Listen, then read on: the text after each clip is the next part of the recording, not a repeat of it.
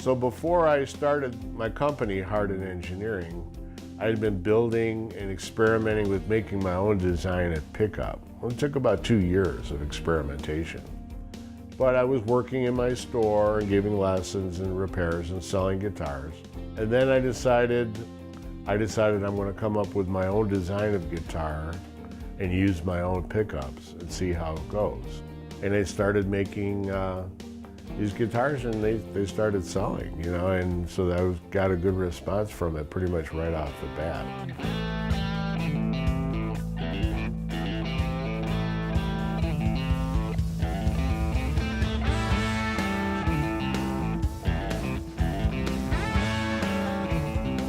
I've always done it completely by hand.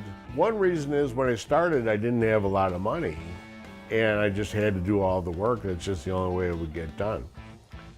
The other thing is I enjoy the process. To me, the process of taking raw wood and turning it into a guitar, just raw wood, raw metal, wire, and some magnets, and turning it into a guitar, I get like a really good feeling when I finish a guitar, when it's gone from beginning to the end, you know.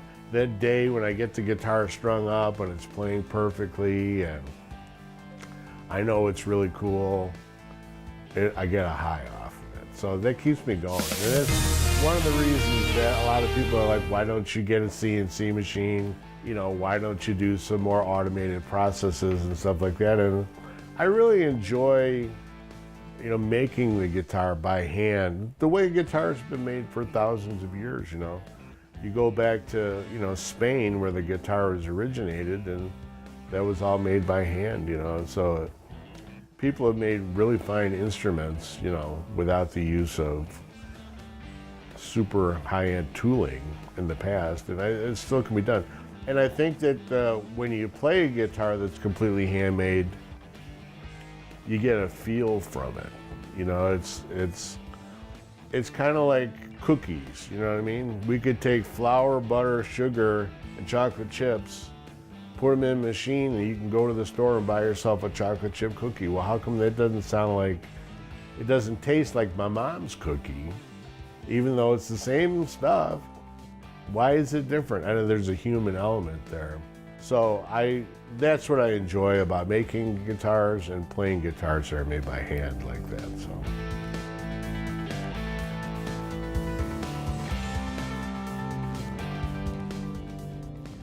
And one thing about my guitars is I use kind of a taller fret, and it's easier to bend the strings and stuff like that. So there was features in playability and sound that I wanted to be a little bit different as a player. And so I started learning by doing until I came up with things that I thought sounded really good to me and played really good to me. And then through the years, building guitars for other players, you know, every guitar I make, I listen to what that person has to say about it.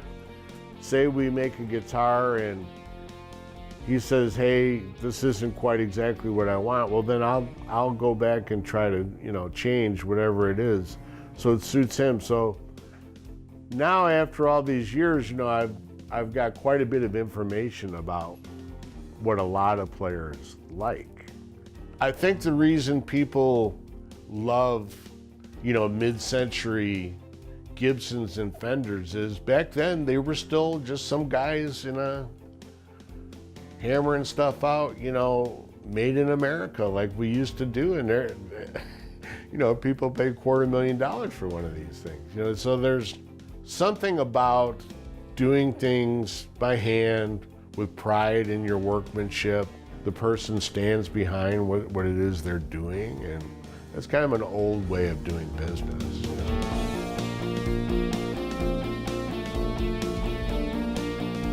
So through the years in selling guitars, I've seen that there's certain colors, certain looks that appeal to people. Now the challenge is, or the goal is, to do that but not be an exact copy of other designs, because what's the point in buying my guitar if it's exactly like everybody else's, you know what I mean? So I try to be different, like for instance, this pickup cover. You know, that's unusual looking. Nobody else has that. I'm concerned that it sounds good.